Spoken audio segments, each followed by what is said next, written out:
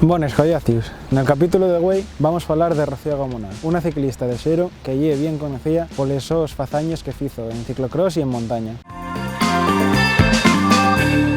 La ciclista entamó de bien boza nesto del ciclismo y lle una de los primeros ciclistas asturianos. Este foi un motivo pol que los sentamos nel mundo de la bicicleta non foron fáciles. Entamó nunha escuela ciclista de la Pola Xero y cunta en dellas entrevistes que l'amor pola bicicleta lle era tal que facía todo lo que podía enriba de ella. Diba ser un mecánico de allí, de la Pola Xero, el que iba a prestar el material para que la ciclista pudiera correr nes categorías profesionales del ciclismo. Aunque probó todas las disciplinas, estaba claro desde que montó una bicicleta que la so xera era el ciclocross y la montaña, donde algamó todos los premios o casi todos los premios que tiene la ciclista. Las dos victorias más importantes son el Campeonato de España, con 6 victorias, 5 segundos puestos y 2 medallas de bronce, lo que fai un total de 13 medallas. Na disciplina de montaña algamó la victoria en el Campeonato Mundial de Campo al Traviés per relevos en el año 2005 que se celebró en Italia. Además de esto, también en montaña algamó 3 victorias en el Campeonato del Mundo y logró ser 4 veces campeona de España.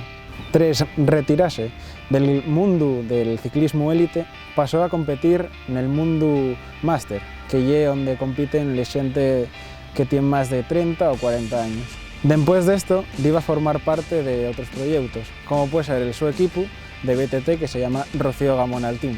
Sí que así, la so retirada no se ve cerca ya que sigue corriendo, por lo que podremos disfrutar de Rocío Gamonal una buena temporada más. Espero que vos prestare la historia de esta moza asturiana. Vémonos en la siguiente entrega.